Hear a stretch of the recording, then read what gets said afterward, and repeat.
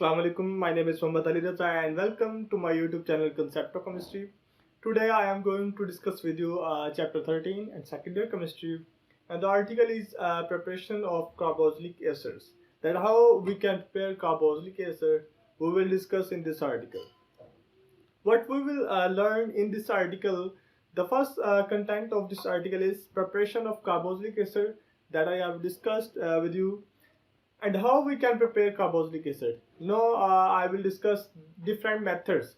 First one is from alcohol, second is from aldehyde, and third one is from alkyl nitriles, and the more next is from Grignard reagent, and the more next is bioxydative cleavage of alkene, and the last one is hydrolysis of ester. But if you don't have subscribed my channel up till now, so kindly do subscribe and like my page on Facebook and Instagram with the same name Concept of Chemistry. So move to the article. First method जो है वो है from primary alcohol से carboxylic acid को prepare करो. इसके लिए एक वर्ड है जिससे आपकी अल्कोहल की प्रिपरेशन और अल्डिहाइड की प्रिपरेशन ओके हो जाएगी फॉर कार्बोक्सिलिक एसिड. मतलब अगर आपको कहा जाए कि अल्कोहल से या अल्डिहाइड से कार्बोक्सिलिक एसिड प्रिपेयर करो, तो एक वर्ड है जिससे आपको ट्रिक याद रखी जा सकती है. वो क्या है? अल्कलजाइलिक. अल्कोहल की भी ऑक्सीडेशन करें तो आपके पास आपके पास आएगा अल्डिहाइड. अल्डिहाइड की जब आप ऑक्सीडेशन करेंगे तो आपके पास आएगा कार्बोक्सिलिक एसिड. ठीक है, आप डायरेक्ट अल्कोहल से कार्बोक्सिलिक एसिड नहीं प्रिपेयर कर सकते हैं. ठीक है, तो इससे आपके दो मेथड होते हैं. एक क्या, अगर अल्कोहल की कहे अल्कोहल से कार्बोक्सिलिक एसिड प्रिपेयर करो तो क्या करना है, अल्कोहल की ऑक्सीडेशन करेंगे तो आपके पास अल्डिहाइड आएगा, उसकी ऑक्सीडेशन करेंगे तो आपके पास कार्बोक्सिलिक एसिड आएगा. First method. सेकंड, अगर वो कहें अल्डिहाइड से प्रिपेयर करो तो फिर सिंपली अल्डिहाइड की आप ऑक्सीडेशन करेंगे, आपके पास कार्बोक्सिलिक एसिड आ जाएगा. ठीक है, सो अल्कोहल से डिस्कस करते हैं हम. इंपॉर्टेंट पॉइंट है, keep in mind that aldehyde and carboxylic acid produce will contain same carbon atoms. ये बहुत इंपॉर्टेंट पॉइंट है. कहता है अगर आपको एमसीक्यू दे दे कि जिसमें अल्डिहाइड और कार्बोक्सिलिक एसिड दूसरी तरफ अगर उनके कार्बन एटम्स डिफरेंट हो तो वो रिएक्शन सही नहीं है लिखा हुआ, मतलब वो रिएक्टेंट और प्रोडक्ट ठीक नहीं है. ठीक उस वक्त होगा जब रिएक्टेंट के कार्बन और प्रोडक्ट के कार्बन बराबर होंगे. मतलब अल्डिहाइड में जितने कार्बन है और कार्बोक्सिलिक एसिड में जितने कार्बन है दोनों बराबर होंगे तो रिएक्शन ठीक होगा. ठीक है, सो इसको हम रिएक्शन से भी देखते हैं. जिस तरह ये है एथेनॉल से, जिसको प्राइमरी अल्कोहल कह लो, CH3CH2OH. इसकी जब ऑक्सीडेशन की ना in the presence of K2Cr2O7 and H2SO4, तो सेम मेरे पास अल्डिहाइड है जैसा मैंने इधर डिस्कस किया, अल्डिहाइड आ गया. अब इसमें भी आप वही पॉइंट देखें कि अल्डिहाइड में भी उतने ही कार्बन है 1 और 2 जितने के इसमें थे अल्कोहल में. ठीक है, इसी तरह अल्डिहाइड की जब आप ऑक्सीडेशन करेंगे जिस तरह इधर बताया था मैंने, आपके पास कार्बोक्सिलिक एसिड आएगा. इधर भी उतने ही कार्बन है 1 और 2 जितने के आपके पास फर्स्ट रिएक्टर में थे. तो मतलब के अल्कोहल, अल्डिहाइड और कार्बोक्सिलिक एसिड तीनों में नंबर ऑफ कार्बन एटम जो है सेम रहेंगे. अगर ये एमसीक्यू आ जाए जिसमें रिएक्टेंट हो एथेनॉल की करवा रहे हो ऑक्सीडेशन और आपको प्रोडक्ट दे दिया हो H3CH3 bond CH2 bond C double bond oxygen bond OH, मतलब कि प्रोपानोइक एसिड, तो वो कहे कि यार ठीक है या नहीं, तो ऑब्वियसली वो नहीं ठीक. ठीक है, ये ट्रिक है जिससे आप रिएक्शंस की करेक्शन को चेक कर सकते हैं. Number of carbon atom same होने चाहिए. ठीक है, सो नेक्स्ट चलते हैं फ्रॉम अल्डिहाइड. तो मैंने पहले बताया अल्डिहाइड की ऑक्सीडेशन करेंगे तो आपके पास कार्बोक्सिलिक एसिड आएगा. Tollens reagent can be used as an oxidising agent for aldehydes. अब अल्डिहाइड की ऑक्सीडेशन करनी है तो उसके लिए कोई ऑक्सीडाइजिंग एजेंट भी यूज करना है, और वो कौन सा है? Tolerance reagent. Do you know tolerance reagent? You have discussed, you have learned about this in chapter 12, detection of carbonyl compounds. Okay, so next चलते हैं. टॉलरेंस रिएजेंट क्या है ये आपने चैप्टर 12 में डिस्कस किया हुआ है. अब नेक्स्ट चलते हैं कि अल्डिहाइड या एस्टल्डिहाइड, इसकी जब ऑक्सीडेशन करेंगे तो आपके पास क्या बनता है? Carboxylic acid. ये आपके पास क्या कहते हैं ऑक्सीडाइजिंग एजेंट से हासिल किया हुआ ये क्या है? ऑक्सीजन है.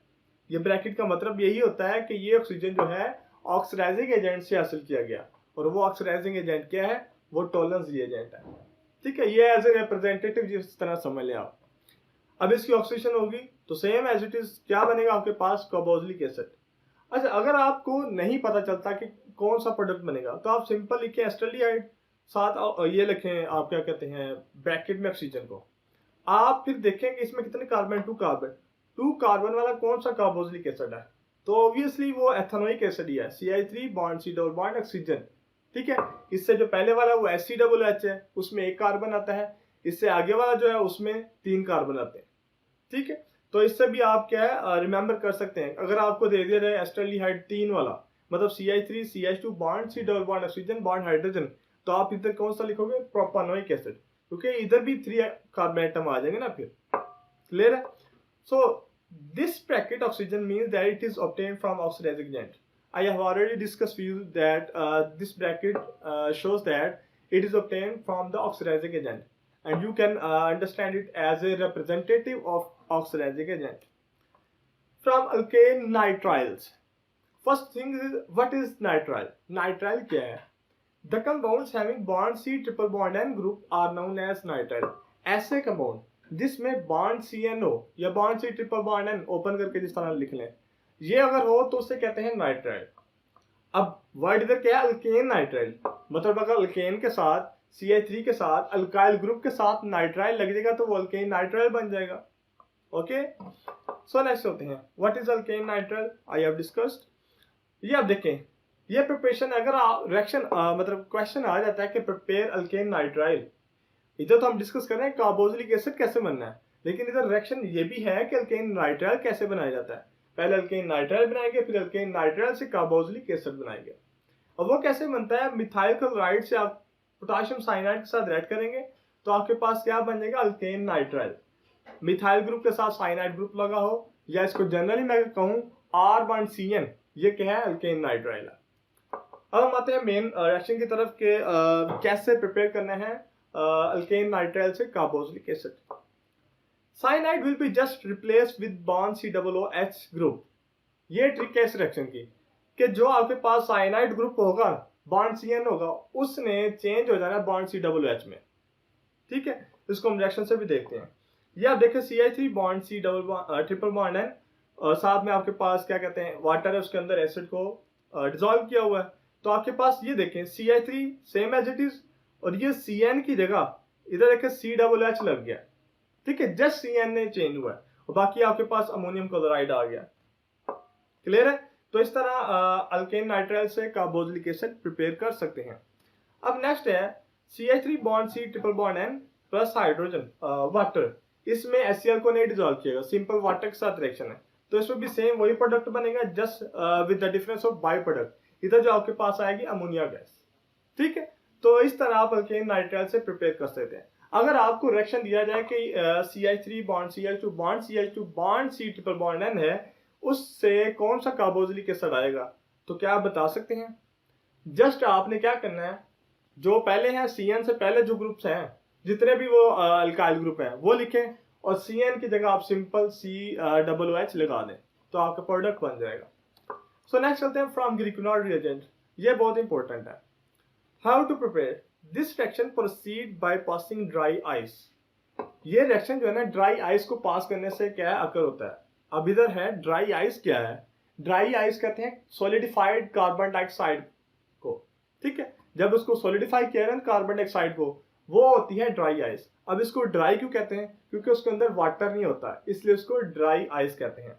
अगर आपके पास कई जगह पर मतलब कार्बन डाइऑक्साइड गैस मौजूद हो ना, उसको थोड़ा सा स्केप करें ना, थोड़ा सा उसको रिमूव करें, निकाल लें उस सिलेंडर से, तो वो जैसे ही बाहर निकलेगी वो आइस बन जाती है।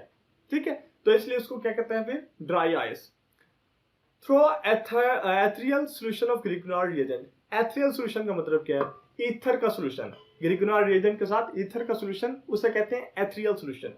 तो इधर तक क्या कहता है कि आप ग्रिकोनॉल रिएजेंट और ईथर के सॉल्यूशन से ड्राई आइस को पास करें तो इससे ये रिएक्शन हो सकता है। या दूसरा वो बताता है कैसे, बाय एडिंग ग्रिकोनॉल रिएजेंट, या आप ग्रिकोनॉल रिएजेंट को ऐड करो in crushed dry ice. Dry ice के छोटे छोटे टुकड़े हों उसके अंदर ऐड करो, सस्पेंडेड इन ईथर।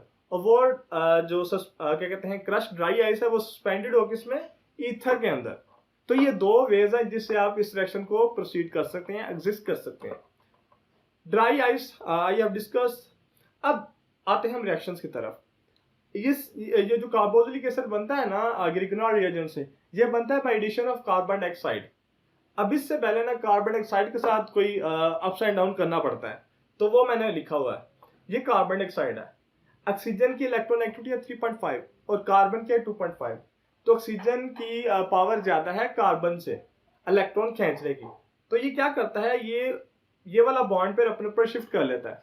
तो क्या होता है फिर कार्बन का भी इस बॉन्ड पेयर के अंदर एक इलेक्ट्रॉन होता है, लेकिन वो ऑक्सीजन ले जाता है, जिसकी वजह से कार्बन जो है इलेक्ट्रो पॉजिटिव हो जाता है, इलेक्ट्रोफिल बन जाता है, और ऑक्सीजन पर इलेक्ट्रॉन की एक्सेस हो जाती है, वो न्यूक्लियोफिल बन जाता है। इधर तक क्लियर है? सो नेक्स्ट चलते हैं। अब ये बन गया, इसको आप ऐड करवा ले, इसके रेड करवा दो उसके साथ ग्रिगनॉर्ड रिएजेंट के साथ। अब कार्बन क्या है, इलेक्ट्रोफिल, इसको इलेक्ट्रॉन चाहिए हैं, और इधर से आपके पास मिथाइल जो है ना, ये है न्यूक्लियोफिल, इसके पास इलेक्ट्रॉन ज्यादा है, ये इसको इलेक्ट्रॉन देने के लिए इसके साथ बॉन्ड बनाता है। तो क्या बन जाएगा फिर आपके पास CH3, इसके साथ बॉन्ड बनाना है डायरेक्ट, CH3 बॉन्ड C, ये डबल बॉन्ड इसके ऊपर शिफ्ट हो जाएगा ऐसे, और ये साथ में O नेगेटिव। अब O नेगेटिव का मतलब क्या है, न्यूक्लियोफिल। इधर आपके पास मैग्नीशियम, ये पार्शियल पॉजिटिव है, ये इलेक्ट्रोफिल है, और ये वाला पूरा बॉन्ड जो है ना MgBr, ये उठकर O नेगेटिव के साथ आ जाएगा। ठीक है, अब इसकी रीजन क्या है, MgBr इकट्ठा क्यों आया है, ये मैं आपसे नेक्स्ट डिस्कस करता हूँ। अब नेक्स्ट क्या है, आगे आपने वाटर ऐड करवा देना है। वाटर ऐड करवाएंगे ना तो आपके पास क्या होगा, ये हाइड्रोजन जो है ना इधर आ जाएगा, और ये जो OH ये MgBr के साथ अटैच हो जाएगा इस तरह, और ये आपके पास कार्बोक्सिलिक एसिड प्रिपेयर हो जाता है फ्रॉम ग्रिगनॉर्ड रिएजेंट। बहुत ही इंपॉर्टेंट कंसेप्ट है इस आर्टिकल से रिलेटेड, वो क्या है, why methyl group attack on carbon of carbon dioxide not Br।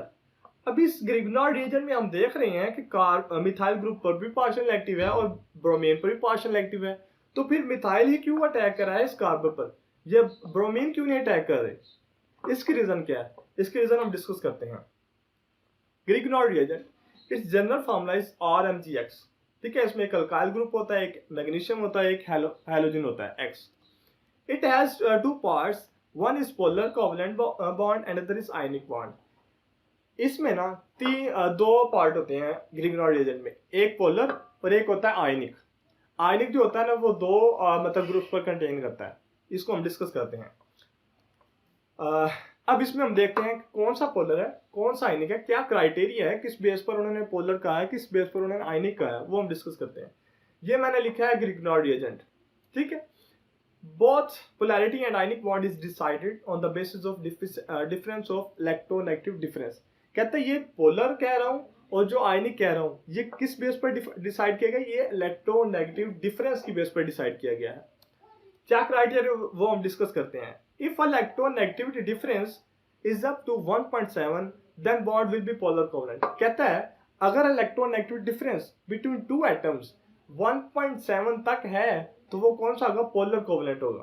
Polar covalent मतलब अगर दो एटम्स, सपोज करें ये दो एटम्स है, इनके दरमियान अगर पोलर कोवलेंट बॉन्ड है ना, तो फिर इनमें से जिसकी इलेक्ट्रॉन एक्टिविटी ज्यादा होगी वो इलेक्ट्रॉन्स को अपनी तरफ खींच लेगा।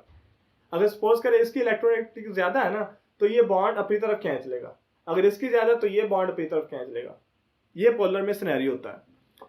तो पोलर कौन सा होगा, अगर इलेक्ट्रॉन एक्टिविटी डिफरेंस 1.7 तक हो। नेक्स्ट चलते हैं। If electronegativity difference is approximately 1.7 then bond will be polar। Clear है?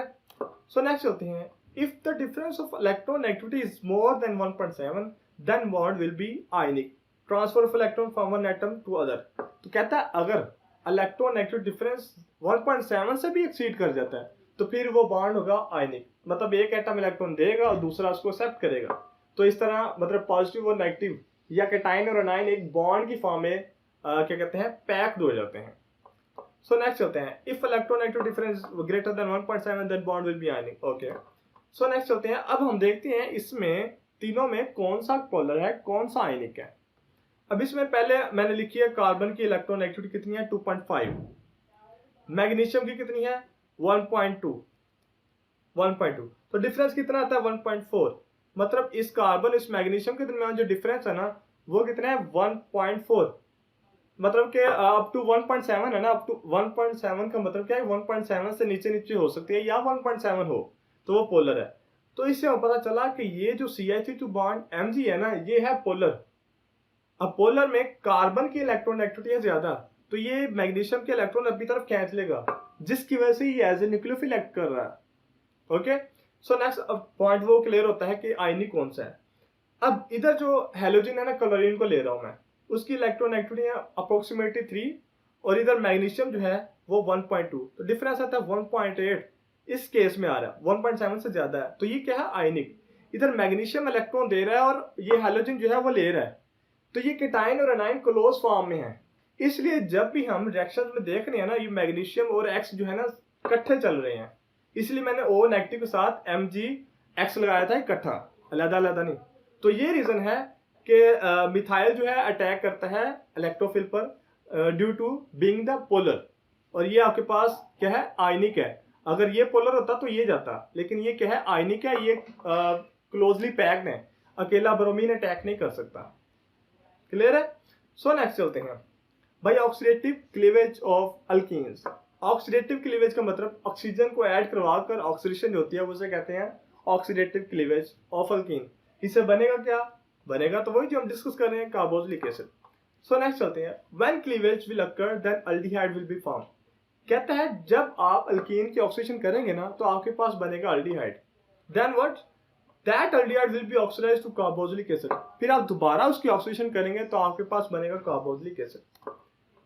ये रिएक्शन है CH3 bond CH double bond CH bond CH3, और 4 एटम्स है ऑक्सीजन के, ठीक है, या 2 आप कह लें इसके मॉलिक्यूल्स हैं, KMnO4 एंड OH नेगेटिव की मौजूदगी में, ठीक है, पोटेशियम पर मैग्नेट।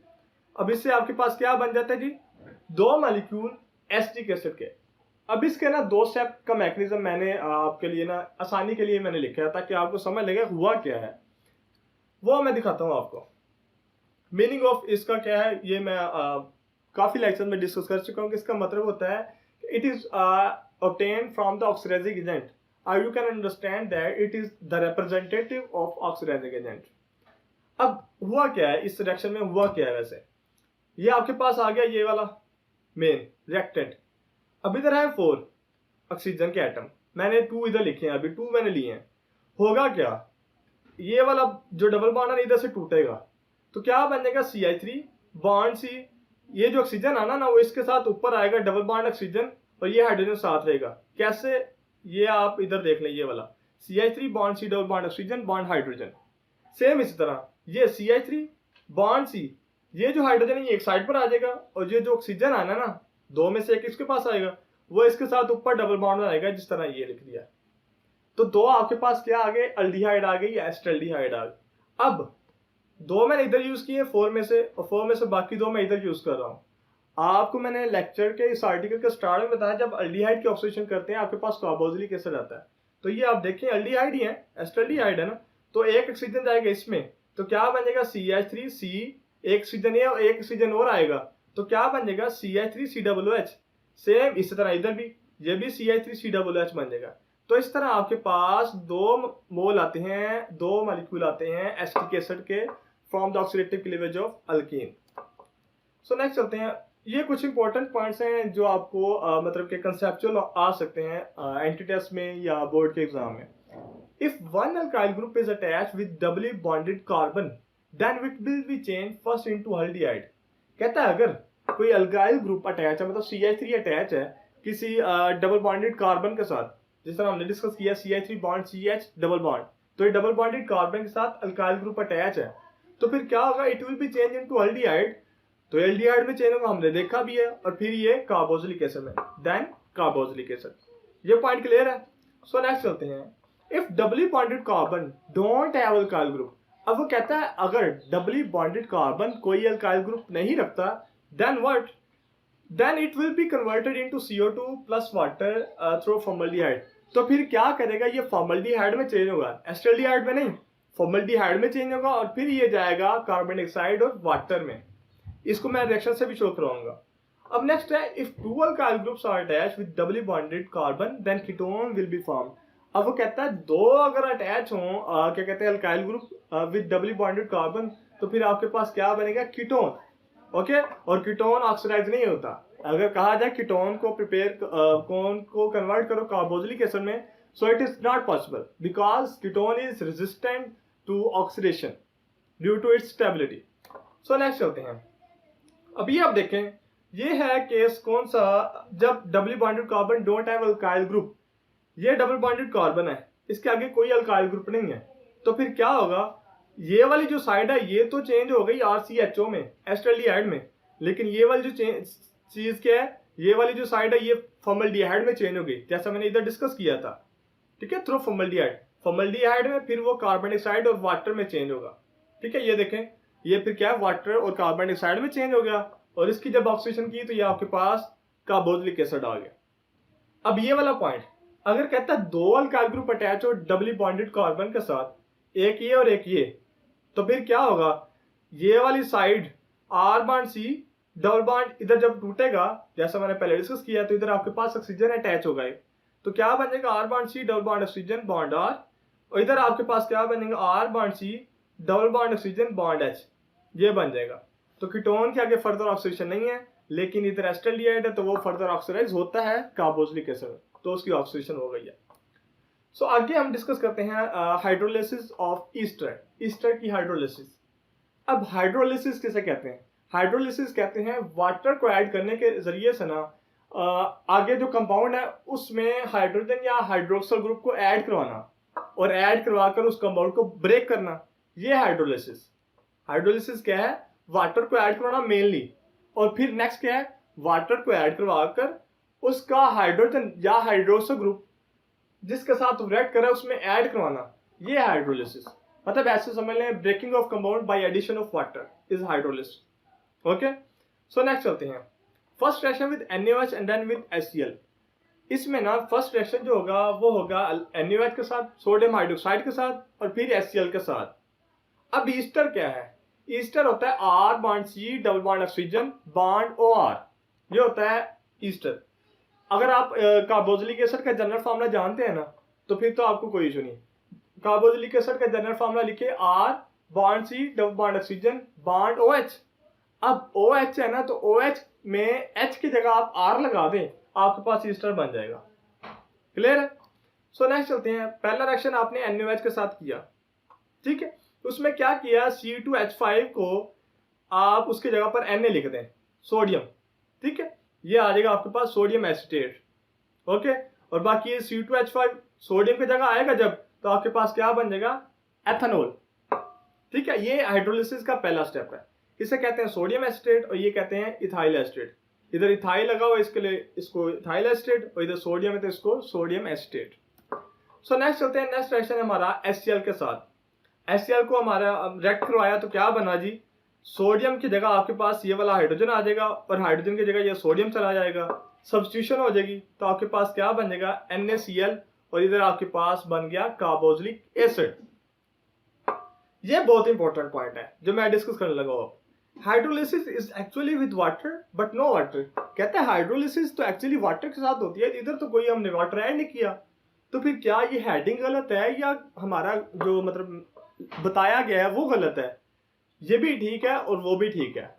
असल में हाइड्रोलिसिस क्या बताइए, वाटर को ऐड करके ना किसी कंपाउंड में हाइड्रोजन या हाइड्रोक्सल ग्रुप के ऐड करना, वो है हाइड्रोलिसिस, ठीक है। तो ये है हाइड्रोलिसिस मेनली, लेकिन इधर हम हाइड्रोलिसिस करवा रहे हैं HCl के साथ। क्यों? क्योंकि वाटर के साथ हाइड्रोलिसिस ऑफ ईस्टर जो है ना वो बहुत स्लो है, तो इसलिए हम HCl को यूज कर रहे हैं हाइड्रोजन को ऐड करने के लिए। अब आप देखिए मैंने किस तरह हाइड्रोजन ऐड किया है, Na की जगह पर मैंने HCl का H को ऐड करवाया है, ये देखें, तो ये ब्रेकिंग ऑफ हो नहीं गई बाय एडिशन ऑफ हाइड्रोजन, ठीक है।